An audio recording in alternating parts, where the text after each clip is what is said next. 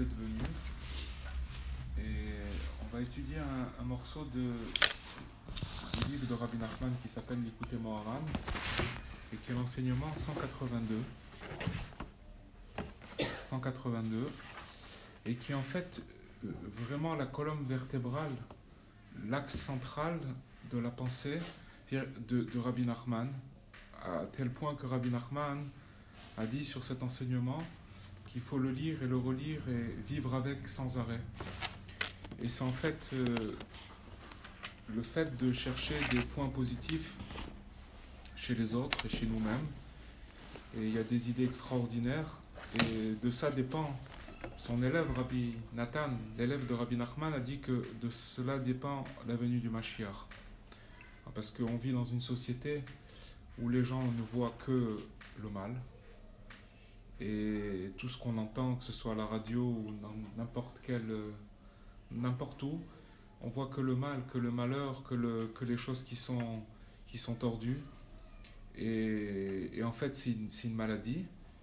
Et Rabbi Nachman, il nous dévoile ici quelque chose qui va à rebrousse-poil complètement. Et qui est vraiment une guérison. Alors je vais lire dans le texte directement. Peut-être que vous savez pas et qui je vais est traduire. Rabbi Nachman. Rabbi Nachman de Breslev, vous avez entendu parler un petit peu? Bon, vous avez déjà entendu parler de ce nom, Baruch Hashem. Et il est enterré à Ouman. D'ailleurs, c'est un voyage qu'il faut absolument faire. Ouais. Il y a 2 voyages pour les femmes et jeunes filles qui sont organisés en janvier et un en février. Même dans tout le long de l'année, c'est organisable.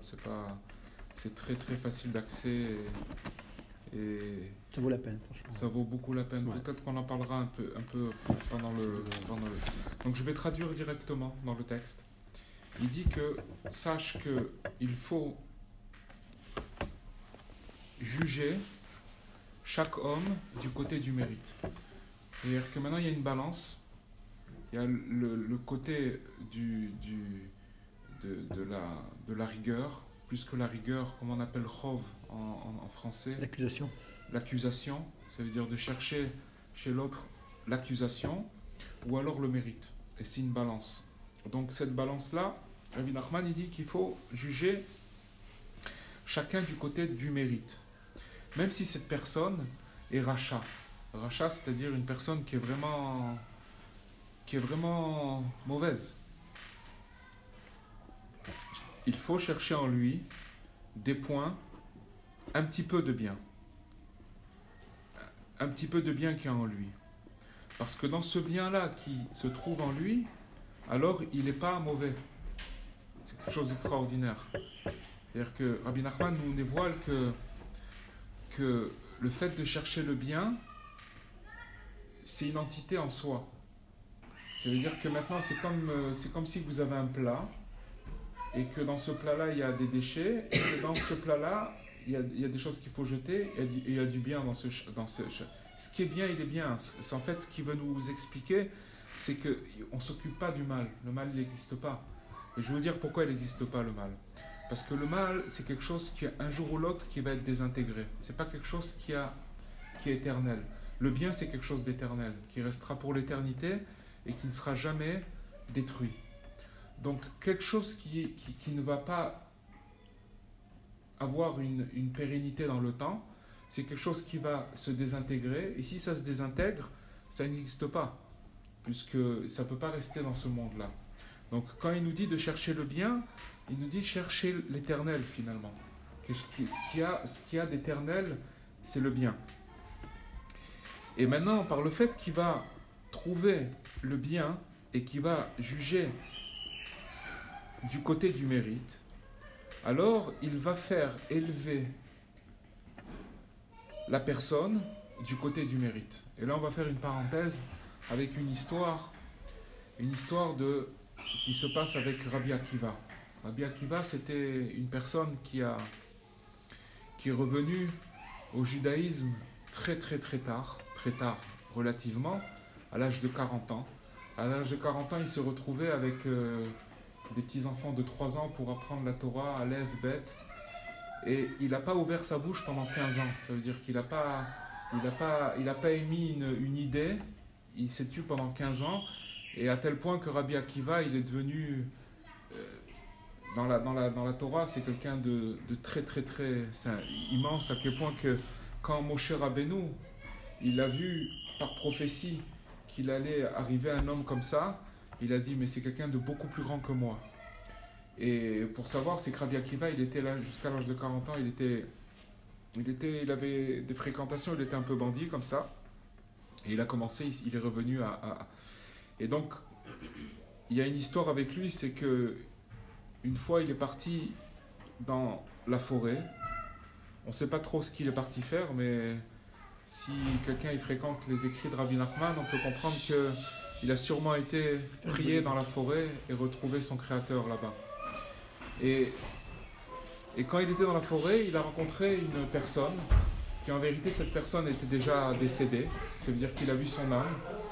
Et qu'est-ce que faisait la personne?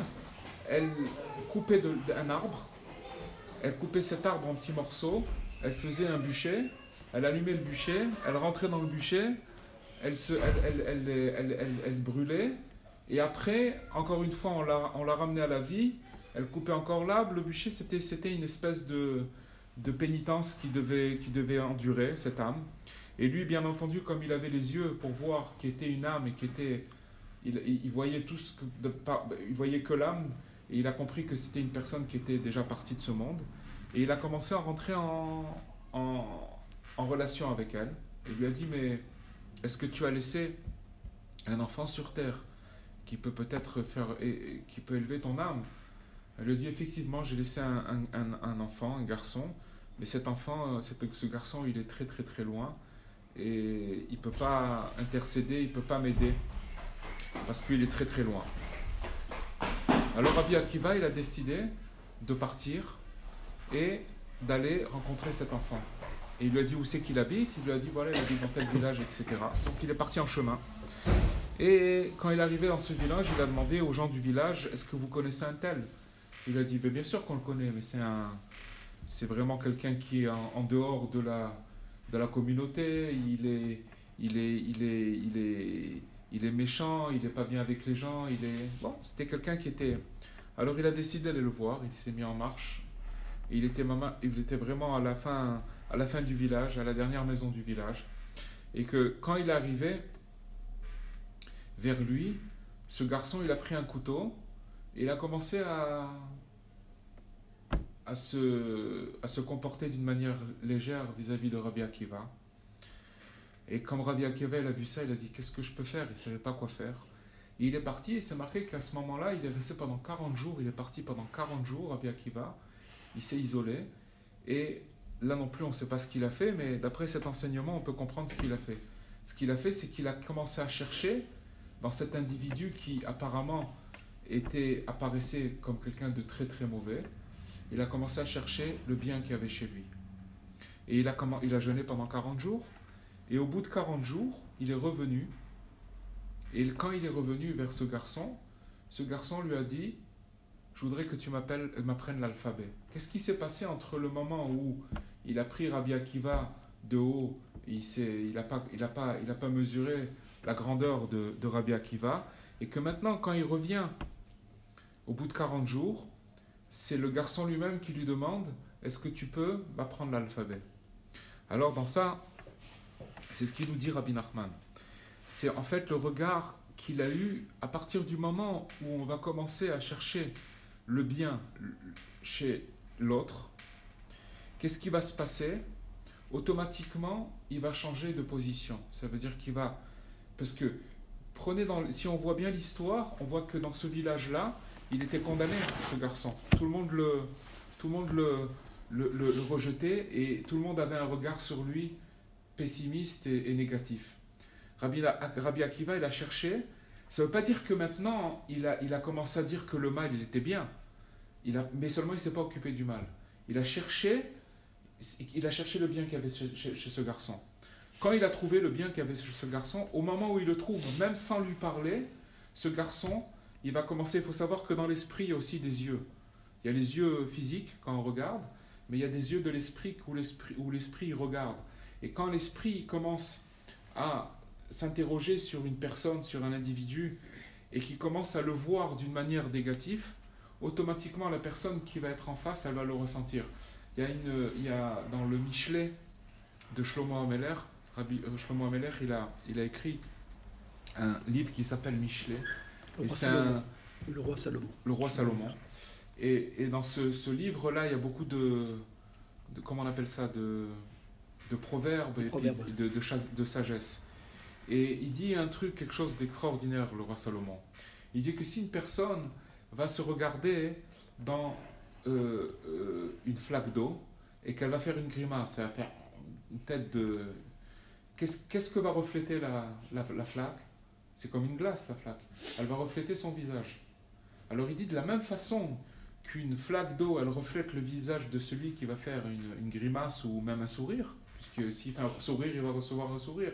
Il dit que le cœur de l'homme, il est identique. C'est-à-dire que si maintenant un cœur, si vous avez maintenant quelqu'un, un ami ou un ex-ami ou une amie ou un ex-ami qui se trouve sur la Lune et que vous avez des mauvaises pensées sur cette personne, la personne, il n'y a pas de distance pour ça. Le cœur de l'autre va sentir que votre cœur, elle envoie des mauvaises ondes.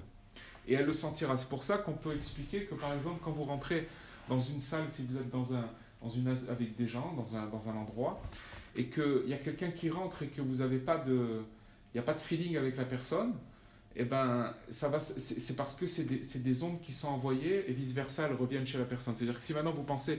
D'ailleurs, il y a un exercice extraordinaire qui est possible de faire, que si par exemple vous vous trouvez et c'est un truc qui marche, dans un café par exemple, et que vous allez commencer à penser du bien du serveur qui va venir pour vous demander, pensez du bien de lui, vous allez voir que la personne va venir, elle va sentir les ondes, et il va se passer une union, il va se passer quelque chose. Ça veut dire qu'en fait, souvent on pense, on voit, ouais, mais celui-là, il me fait la tête.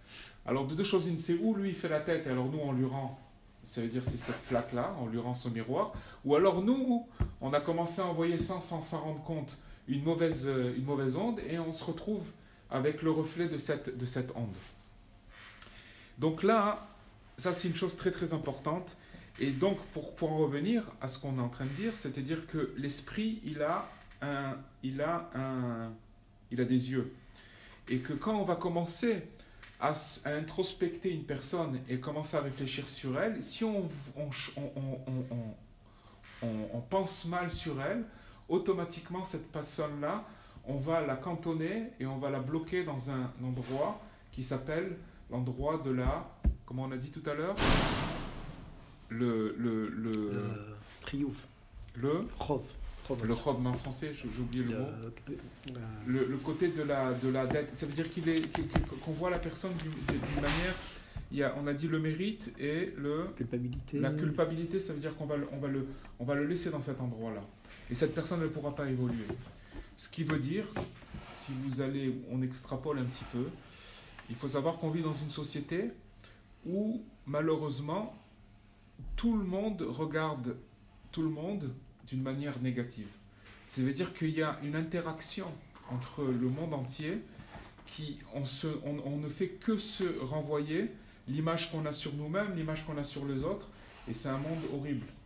Vous ouvrez quand on ouvre la radio, n'importe quoi, c'est que des choses qui sont négatives.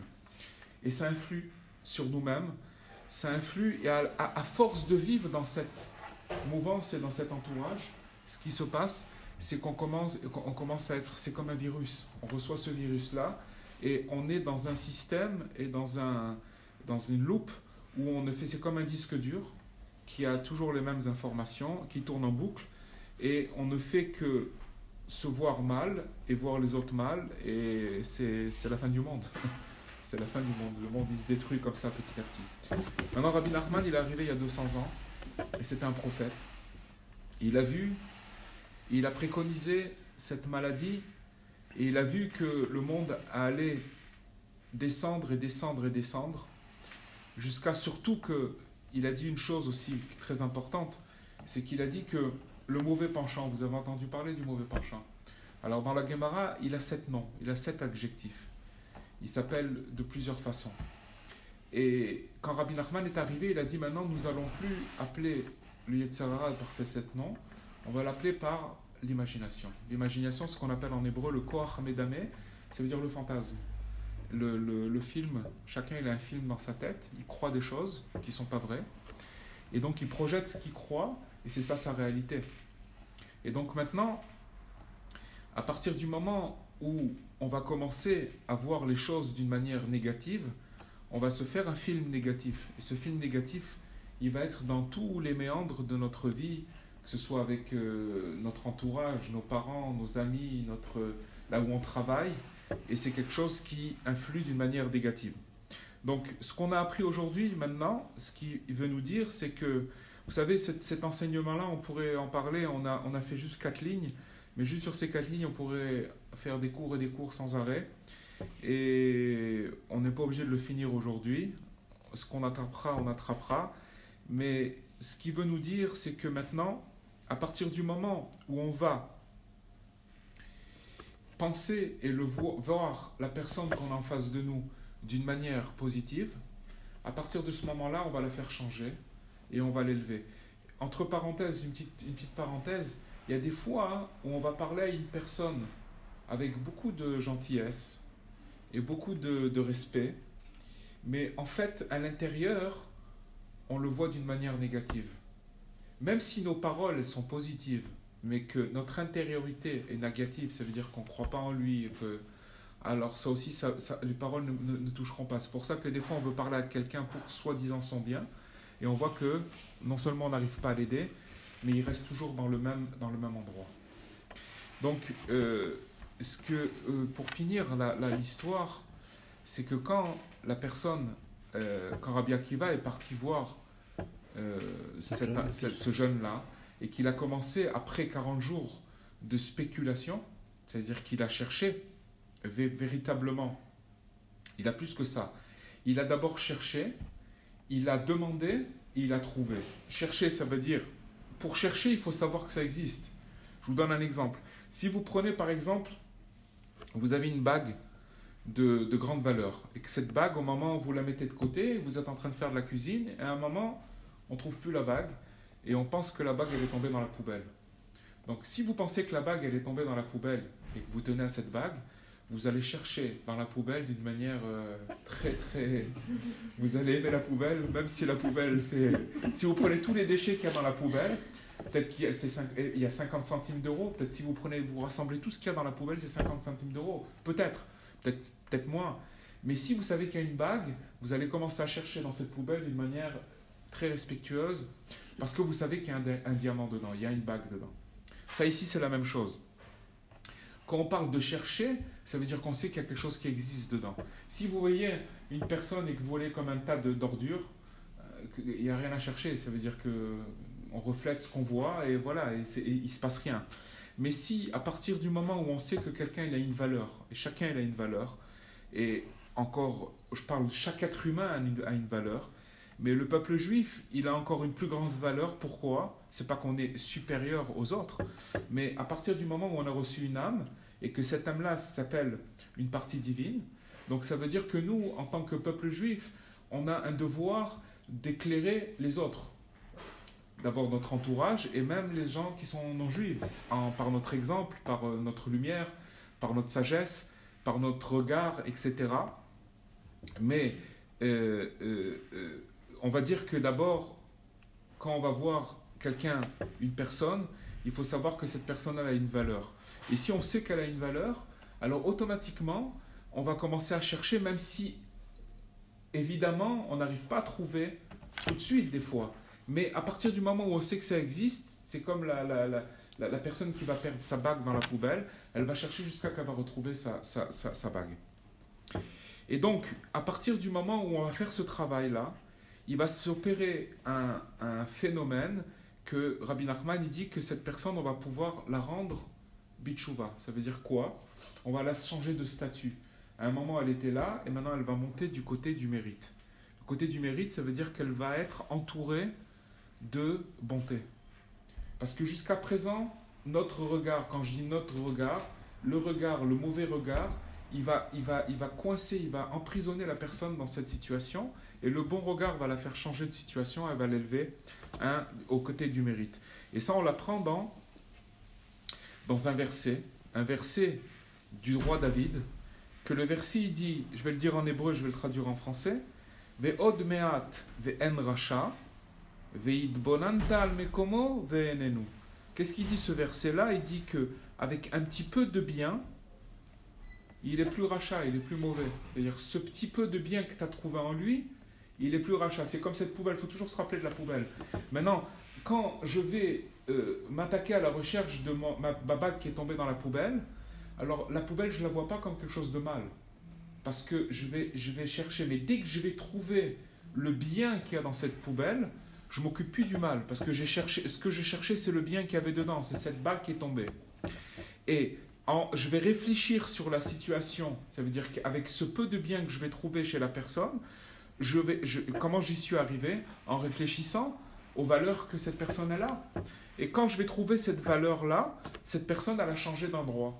Elle a changé d'endroit, elle s'est élevée d'un endroit où elle était et elle va se retrouver dans le côté. Sachez que c'est complètement révolutionnaire. Ça va complètement à l'envers. Parce que quand on est en train de dire cette parole, on voit combien on est loin de ça. Mais c'est ça ça c'est le secret des enseignements de Rabbi Nachman. Rabbi Nachman, sachez une chose d'abord, que cet enseignement commence par le mot sache, da en hébreu, qui s'écrit dalet aïn, qui ça veut dire sache. Ça veut dire que d'après la tradition, c'est que quand un enseignement il commence par sache, dans l'enseignement de Rabbi Nachman, ça veut dire qu'il a puisé cet enseignement dans les endroits les plus élevés, c'est-à-dire ce qu'il y a de plus élevé dans le ciel. Donc, automatiquement, quand on va se retrouver en face de cet enseignement, ça nous parle, parce qu'on voit qu'on le vit, on voit que c'est quelque chose qu'on vit chacun de nous. Et il y a aussi un secret dans les enseignements de Rabbi Nachman, c'est que c'est tellement grand, mais ça descend justement quelque chose qui est très grand, il peut éclairer quelque chose qui est très très bas. Et donc, on se sent tous appelés, on se sent tous concernés par ce qu'on est en train de dire maintenant. Mais, qu'est-ce que je voulais dire? J'ai un blanc.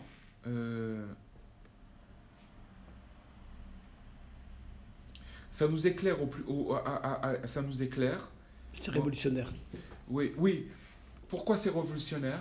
Parce que ça nous parle, ça vient de quelque chose de très très élevé et ça vient jusqu'à notre vie et ça nous parle à chacun de nous. Mais, autre chose que je voulais dire, bon, c'est parti, c'est pas grave, peut-être que ça reviendra. Alors, maintenant, à partir du moment où on va faire ce travail-là, la personne qui se trouvait dans tel état, elle va changer d'état. On va un petit peu avancer, parce que ce qui est intéressant, c'est que Rabbi Nachman, il parle de voir l'autre. Mais il y a une question qui se pose. Comment je peux voir l'autre?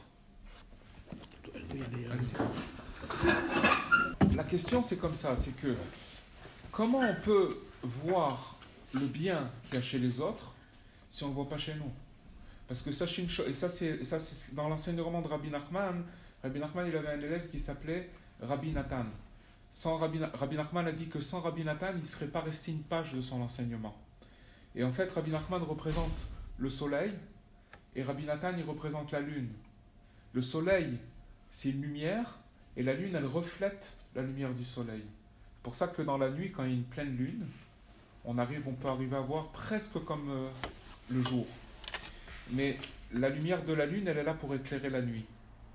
Et Rabbi Nathan, dans son explication de l'enseignement qu'on est en train d'étudier de Rabbi Nachman, il explique, quand il explique cet enseignement, il commence par dire de chercher le point positif et tout ce qu'on a dit, mais sur nous-mêmes. Parce que tant qu'on ne l'a pas trouvé chez nous-mêmes, tout ce qu'on va regarder autour de nous, on va le regarder d'une manière caduque. On va voir les gens d'une manière tordue. C'est inévitable. Tant qu'on ne s'est pas trouvé nous-mêmes, tant qu'on n'a pas eu cette connexion avec nous-mêmes et qu'on n'a pas fait ce travail sur nous-mêmes, c'est-à-dire de s'estimer, d'avoir la reconnaissance sur nous-mêmes, c'est la chose la plus difficile. Et sachez une chose, c'est que quand une personne elle arrive à ça, ou elle arrive à commencer à faire ce travail-là, eh ben, son regard sur les autres va changer, et le regard des autres sur lui-même aussi va changer. Parce qu'une personne qui se respecte et qui commence à s'apprécier, il va dégager une lumière que les gens vont le respecter. Une personne qui ne se respecte pas, il n'est pas respecté. C'est bien sûr dans des finesses, je parle un petit peu des fois un peu extrême pour expliquer les choses, mais c'est dans des finesses, c'est dans des nuances que des fois on va venir, par exemple, je ne sais pas moi, je donne un exemple au travail, et on a un mauvais regard sur nous-mêmes, justement ce matin-là, on l'a tout le temps, mais on va dire que ce matin c'est plus accentué. Alors comme on va se regarder d'une manière négative, eh ben, la connexion avec les autres, elle va pas passer. Il va se passer il va avoir une sorte d'électricité. Il va pas avoir ce pourquoi, parce qu'on n'arrive pas à se voir. On se fait la grimace. On se fait la grimace. Et la grimace, ça veut dire que on ne voit que le mal et on se culpabilise. La culpabilité, sachez, chère demoiselle, que c'est quelque chose qui n'est pas juif. C'est pas juif. C'est une maladie qui est répandue, et la culpabilité, elle amène que la France, je ne sais pas si c'est le premier ou le deuxième pays dans le monde qui prend des antidépresseurs. Le premier, c'est le premier pays. Pourquoi? Parce que, tout simplement, les gens, quand ils se lèvent le matin, ils se détestent. On se déteste. Et quand je dis ils, c'est nous. Parce que chacun de nous aussi, cet enseignement-là, c'est un médicament. C'est un médicament.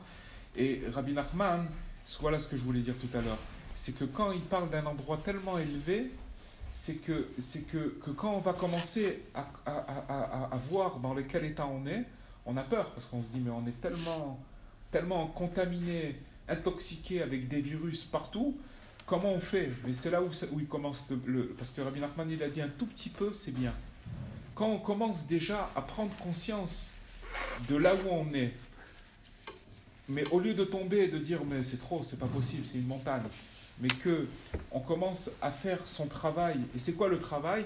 C'est qu'en fait Rabbi Nachman, ce qu'il fait avec nous aujourd'hui, et même si vous l'étudiez, ce texte, je l'ai étudié plusieurs fois, mais vous voyez, je vais vous dire, grâce aux âmes qui sont venues aujourd'hui, c'est vous, eh ben, il y a un éclairage différent que j'ai jamais vu et que je vois maintenant. C'est que, en fait,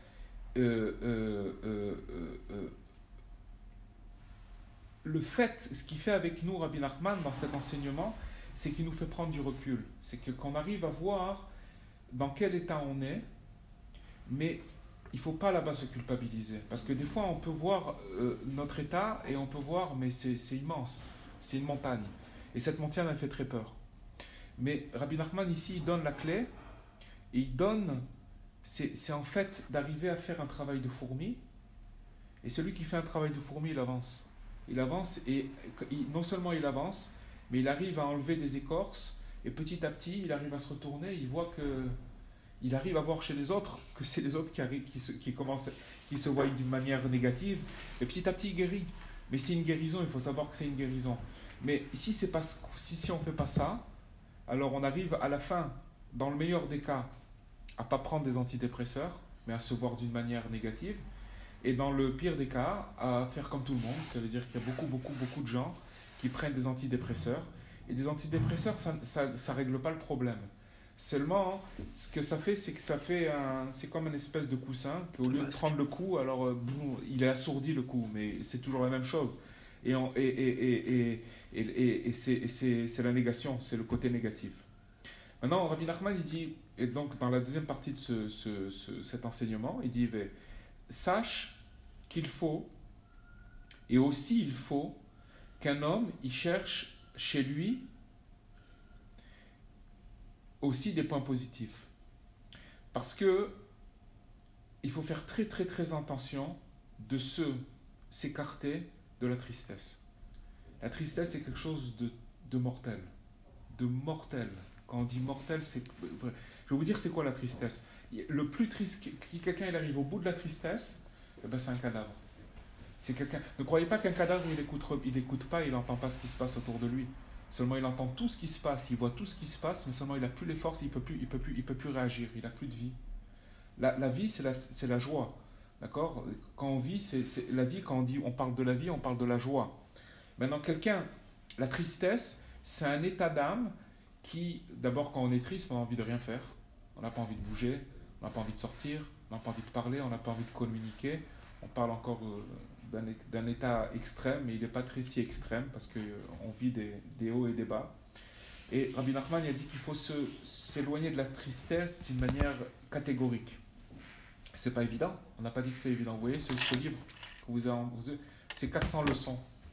C'est 400 leçons qui nous expliquent et qui nous donnent des clés, des techniques de combat, comment combattre la tristesse et comment combattre notre état. Ok? Et ces 400 leçons, c'est pour ça que Rabbi Nachman il a dit que les désespoirs n'existent pas. C'est très facile de dire le désespoir n'existe pas. Mais Rabbi Nachman il est rentré dans toutes les sortes de désespoirs qui existent et il nous a fait montrer que c'était une illusion. On a parlé tout à l'heure de l'illusion, de l'imagination. C'est une imagination. On croit qu'on n'a pas de force, on croit qu'on n'est pas capable, on croit beaucoup de choses.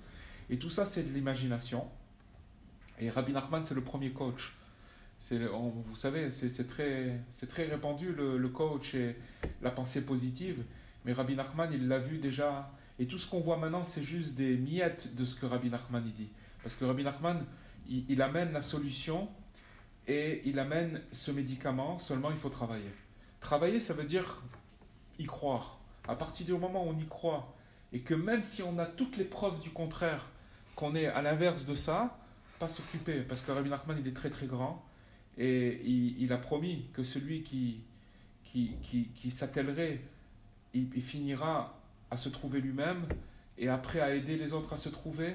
Et je ne sais pas si vous êtes déjà marié ou pas encore, mais Bezrat Hashem, je vous le souhaite très rapidement, de trouver la personne qui vous correspond. Mais après, quand on trouve et qu'on a des enfants, une maman qui n'a pas un bon regard sur elle-même, automatiquement, ça va être difficile avec ses enfants. La communication et tout ça, je veux dire, c'est quelque chose de primordial. C'est pour ça que c'est la colonne vertébrale de l'enseignement de Rabbi Nachman. Et c'est quelque chose qu'il faut se marteler dans la tête sans arrêt, parce qu'on a un mécanisme où on retourne toujours dans la même case. On revient toujours dans le même endroit. Et ça veut dire le côté négatif. Alors, maintenant, Rabbi Nachman, il dit que quelque chose une clé très forte. Il dit que maintenant, une personne qui va commencer à s'introspecter et qui va commencer à voir qu'elle n'a pas de bien. Maintenant, je vous pose une question, voilà. Ok, on a étudié quelque chose, on a essayé d'approfondir. Et maintenant, bon d'accord, je vais chercher le bien, mais je n'arrive pas à voir le bien chez moi. Objectivement, je ne vois pas de bien chez moi. Et qui va commencer à voir qu'il est plein de fautes, plein d'erreurs. Il a fait des fautes. Parce qu'il faut savoir une chose, c'est que toutes les erreurs que nous avons faites, les fautes et les erreurs que nous avons faites, c'est des choses qui viennent toujours devant nous et nous les rappeler, qui sautent dans notre esprit. Et c'est ça notre plus grand ennemi. Ça veut dire que notre imagination, elle nous joue des tours. Elle nous fait montrer ces erreurs-là. Et à cause de ces erreurs-là, on ne peut pas avancer. Parce qu'on dit, mais j'ai fait ça, j'ai fait ci. Chacun avec sa culpabilité, chacun avec ce qu'il a passé dans la vie, chacun avec sa valise. Et tout le monde en a des valises. Et maintenant, et il va commencer à voir qu'il est plein d'erreurs. Et à cause de ça, le mauvais penchant, le Baal Davar. Rabbi Nachman dit Baal Davar, c'est l'embrouilleur, c'est l'arnaqueur. Il a une bouche et il l'arnaque, mais dans sa tête. Et c'est une voix qu'il a dans la tête. Et cette voix qu'il a dans la tête, je vais vous dire c'est qui. Imaginez-vous quelqu'un qui est en train d'un pilote d'avion qui est dans son cockpit et qu'il y a quelqu'un qui vient et lui met un flingue sur la tête, sur la tempe, et lui dit maintenant tu vas faire ce que je te dis de faire. C'est exactement la même chose. C'est un virus qui vient et nous on croit que c'est nous qu'on réfléchit. On ne réfléchit pas. C'est un virus qui est dans notre tête et qui nous dit t'es comme ci, t'es comme ça, voilà ce que t'as fait, voilà comment t'es, la culpabilité. Et donc, le Baal Davar, l'arnaqueur, le Yetzer Hara, il vient, il veut le faire tomber, le faire chuter, dans la tristesse et dans la bile. La noirceur.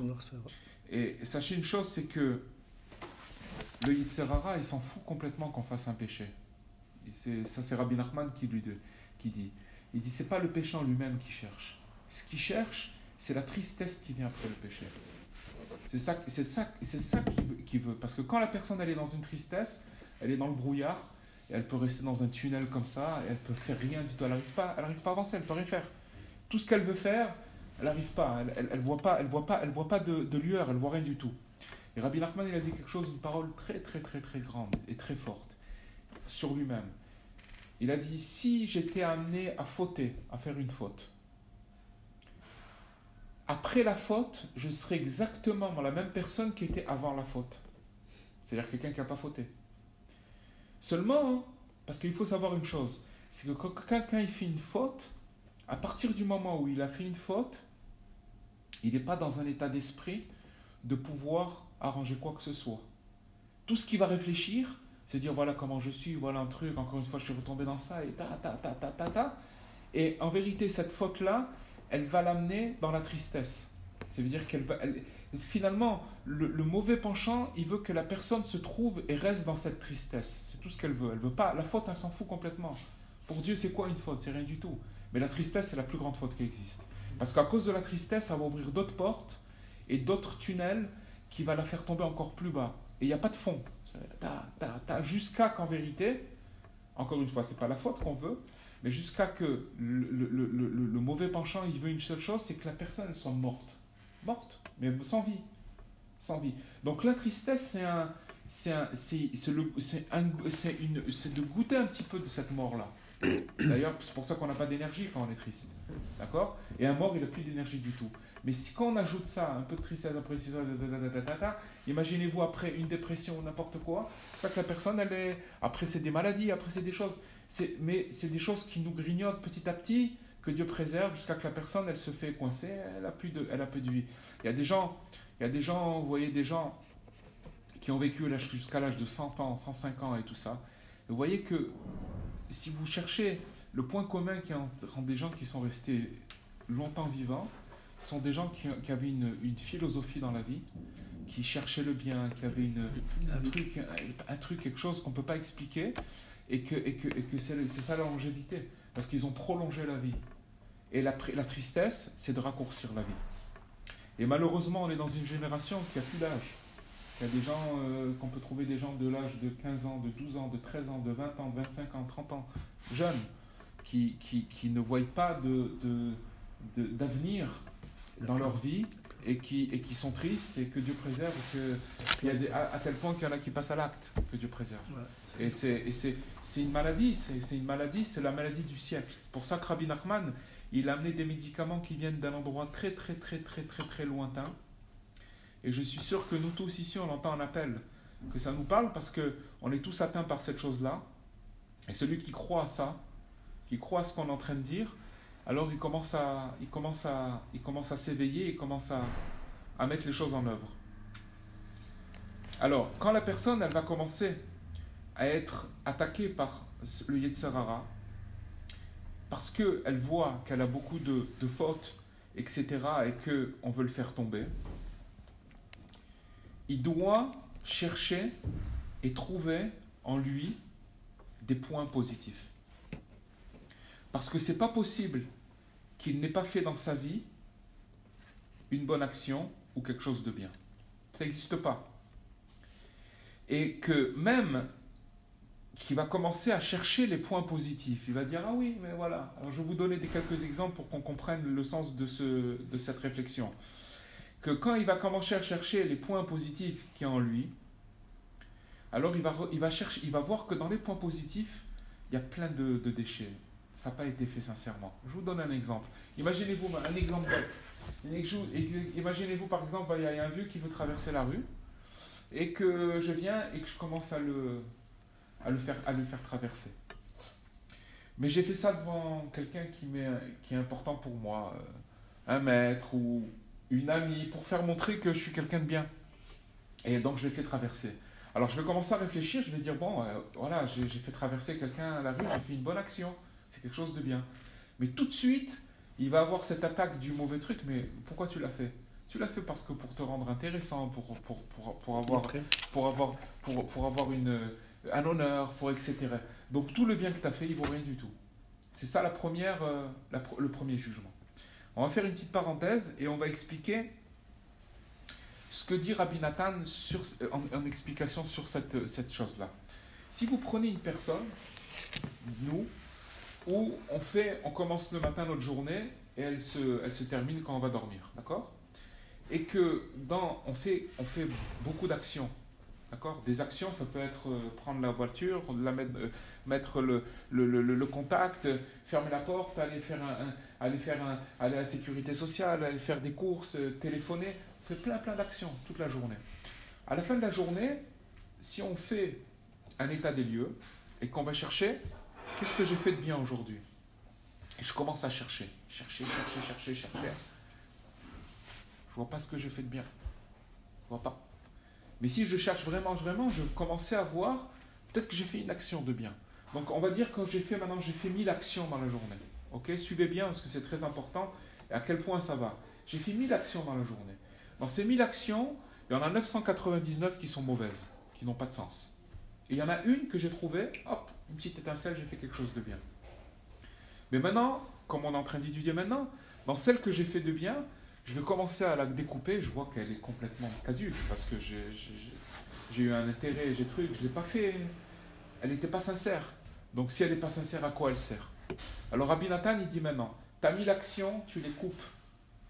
Tu coupes et tu vois que 999, il y en a 999 qu'il faut mettre à la poubelle, il y en a une, peut-être qu'il y a quelque chose dedans, mais tu vois qu'il y a plein. Et maintenant, prends cette action-là, qui est soi-disant bonne, et tu la coupes en 1000. Et tu vas voir qu'il y a 999 morceaux qui sont complètement à jeter par terre. Et il y a un petit morceau, donc si maintenant je prends la proportion, si vous savez un peu compter, d'abord il y a 1 pour 1000, ça c'est les 1000 actions, et après il y en a une que j'ai coupée en 1000, ça veut dire que ça fait 1 pour 1 million, parce que 1000 fois 1000, ça fait 1 million. Donc il y a une étincelle, 1 pour 1 million, que finalement, j'ai trouvé dans mon action que cette action, il y a une étincelle qui est bonne. Parce que finalement, qu'on me raconte ce que je veux, mais si j'ai été capable de prendre cette personne et la faire traverser la rue, même si je l'ai fait avec d'autres intérêts qui n'étaient pas dans la bonne action, ça s'appelle quand même qu'il y a oui quelque chose de bien que j'ai fait dans ça. Et que si je nettoie, alors je vais retrouver ce petit diamant, cette petite bague qui est tombée dans les ordures. D'accord? Et ça, c'est 1 pour 1 million. Il dit Rabbi Nathan que cette petite étincelle, 1 pour 1 million, elle rachète tout le truc et qu'il n'y a que du bien. Ça veut dire qu'elle éclaire tout le reste, et tout le reste, il est recyclé. Non seulement il est recyclé. Ça devient bien. Ça devient bien. Ça veut dire que c'est pas que ça devient bien, c'est que cette lumière-là, elle repousse l'obscurité de tout le reste. Ça veut dire que maintenant quoi? Ça veut dire que maintenant, avant de trouver cette étincelle, j'étais oui dans l'obscurité. Seulement c'est un travail qu'il faut faire. Il faut d'abord chercher, qu'est-ce qu'on a dit tout à l'heure? Si je cherche, ça veut dire que je crois qu'il y a du bien en moi. Ça n'existe pas, il nous le dit maintenant. Il n'existe pas qu'on n'a pas fait quelque chose de bien. Mais maintenant, je vais commencer à m'introspecter et à faire cette recherche. Et là, je vais tomber sur quoi? Un couac. C'est quoi le couac? C'est que je vais commencer à voir que dans ce bien-là, excusez-moi, je vois tout en noir, je vois pas. Voilà, j'ai très... Non, je vais commencer à dire... Et là c'est là où je vais commencer à demander. Demander, c'est la prière. Ça veut dire que si je crois qu'il y a du bien chez moi et que je ne le vois pas, alors je vais commencer à demander et je vais dire, mon Dieu, un grand tzaddik comme Rabbi Nachman, quand il dit des choses, c'est 100% vrai. Il n'y a pas de doute dans ça. Maintenant, moi, je n'arrive pas à voir. Je te demande, mon Dieu, s'il te plaît, de commencer à rentrer dans cette mouvance et d'aller à rebrousse-poil de tout ce qui se passe dans le monde, et parce que j'ai envie de vivre. Je veux vivre. Je vais vivre. Et sachez une chose, c'est que celui qui fait ça, encore une fois, c'est un travail de fourmi, mais ce qui va se passer, c'est qu'il va être très étonné de la noirceur dans laquelle il se trouve, mais il va avoir peur, et c'est pas évident, mais d'un autre côté, quand il va faire 1 millimètre et qu'il va parler à quelqu'un d'autre, il va pouvoir le remonter. Ça veut dire qu'il aura la force. Plus il croira à cette chose-là, plus il va commencer à avoir de la lumière, et puis il va avoir quelque chose de très très fort qui va se passer dans sa vie. Et donc, qu'est-ce qui va se passer? Que quand il va commencer à trouver cette étincelle-là, et qu'il va commencer à regarder, Rabbi Nachman, il dit leistakel. Leistakel en hébreu, ça veut dire observer. Et il donne un exemple, il dit que si vous prenez une poule qui est dans un poulailler, vous allez voir que la poule, elle glane que le bien. Il y a plein de déchets dans un poulailler, il y a plein de choses qu'on ne peut pas manger, mais elle ne s'occupe pas. Tac, tac, tac, tac, tac, tac, tac, elle prend, elle glane le bien qu'il y a partout. Elle s'en fout du mal. Le mal, on a dit tout à l'heure, qu'il va se désintégrer. Et sachez une chose, on a combien de temps encore? C'est bientôt fini. 5 minutes, ouais. Ok. Alors on va conclure. Il y aurait beaucoup à dire. On pourrait faire des cours toute l'année. C'est pas grave, attention. Après je vais le nettoyer. Et à la fin de cet enseignement, à la suite de cet enseignement, Rabbi Nachman il dit que ces points positifs, c'est des notes de musique. Moi je suis musicien. Et Bezrat Hashem, peut-être la prochaine fois, ou peut-être sur Facebook, vous pouvez aller voir. Très bon musicien. Mais c'est quoi un musicien? Un musicien, c'est quelqu'un qui fait le tri entre les bonnes notes et les mauvaises notes. Si par exemple quelqu'un il ne sait pas jouer du piano ou il ne sait pas jouer de la guitare, il va prendre la guitare, c'est insupportable, on ne peut pas écouter. Excusez-moi, désolé. Et il peut pas, c'est impossible d'écouter quelqu'un qui ne sait pas jouer parce qu'il n'a pas fait le tri entre les bonnes et les mauvaises notes. Et un musicien, c'est quelqu'un qui fait le tri entre les bonnes et les mauvaises, il prend que les bonnes, et que quand il va commencer à jouer avec les bonnes notes, alors ça va être une symphonie.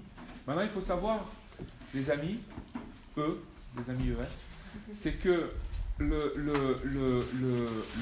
notre âme, c'est une partition.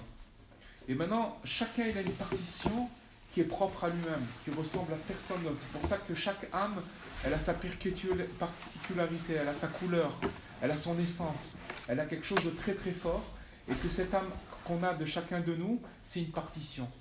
Maintenant, on a été parachuté dans cette terre, dans une poubelle. C'est vraiment une poubelle. On a des passions, on a des mauvaises pensées, on a des mauvais caractères, chacun là où il est, d'accord? Mais Hachem, il nous a mis cette étincelle qui est notre âme. Et cette âme, c'est une partition. Et maintenant, notre travail, c'est de trouver les notes de notre partition. Ça veut dire de trouver la musique de notre âme. Sachez que quelqu'un qui trouve la musique de son âme, c'est un travail d'une vie, d'accord? Parce qu'on peut suivre le chemin de tout à chacun, mais on voit où c'est qui mène. Plus on vieillit, plus on aigrit, plus on se plaint, plus on voit le mal, plus on est truc. On n'en sort pas, c'est un truc horrible. Et si on croit les paroles de Rabbi Nachman, alors c'est des paroles qui amènent vers la vie. Et il n'y a pas besoin ni de... C'est un travail d'introspection sur nous-mêmes et avec les autres qu'on doit faire, où on reste normal, on n'a pas besoin de changer c'est le regard. C'est juste le regard, comment on va interpréter. Mais ce qu'il dit Rabbi Nachman à la fin, c'est que, vous savez, quand vous allez dans une synagogue, ce qu'on appelle le chantre, celui qui monte à la prière et qui s'appelle le Shaliach Tzibour, qui vient et qui... Alors, il dit Rabbi Nachman que c'est quoi le but, le travail du Shaliach Tzibour, celui qui fait le Kaddish, celui qui fait... Il vient, il prend la prière de chacun et la prière, elle passe par lui. Ça veut dire qu'il prend le bien qu'il y a dans chacun, dans l'assemblée, et il la fait monter par la prière. C'est ça le travail, c'est qu'on a à faire sur nous-mêmes, c'est de trouver notre partition par le bien qui est en nous-mêmes, et il existe. Et maintenant qu'on en a parlé, et que vous allez, Bezrat Hashem, partir avec les paroles là où vous allez partir, et vous allez commencer à réfléchir. Quand on sort d'un cours, on réfléchit sur ce qu'on a truc. Ne vous étonnez pas que vous allez commencer à vous retrouver avec vous-même dans des trucs, mais c'est un truc de fou. Et à ce moment-là, il faut pas avoir peur. Il faut pas avoir peur du tout. Parce que sachez une chose, c'est que si on traverse cette obscurité-là, derrière il y a un truc extraordinaire, une lumière et quelque chose de très très beau qui se passe, mais il faut y croire. Il faut y croire que c'est un travail d'une vie. Je veux trouver ma partition, parce qu'en trouvant ma partition, après je vais aider les autres à la trouver. C'est qui les autres? C'est mon mari, c'est mes enfants, c'est mes parents. Les parents, ils vieillissent. Et quand ils vieillissent, ils se répètent. Et des fois, chacun avec les parents qu'il a. Et les gens, les amis, etc. Et on peut après aider les autres. Et on peut être une lumière pour nous-mêmes, une lumière pour les autres. Bezrat Hashem, qu'on ait le mérite de pouvoir se rappeler de tout ça. Et surtout, une chose, si vous voulez, une clé pour partir avec cet enseignement, qui reste et qui commence à faire un effet sur nous-mêmes, c'est qu'il faut prendre cet enseignement maintenant, comme on l'a compris chacun là où il est, et demander à Dieu de s'enfermer dans la route quand on parle, de dire mon Dieu, je t'en supplie que ces paroles elles puissent rentrer et que je puisse comprendre à mon niveau et que je puisse les mettre en pratique. Aide-moi à les remettre en pratique parce que il y a des comment on appelle des choses qui nous empêchent de les mettre en pratique. C'est nous-mêmes. C'est notre regard avec nous-mêmes. Voilà, merci d'être venu. Je suis très très content parce que grâce à vous, je me suis remonté. Voilà.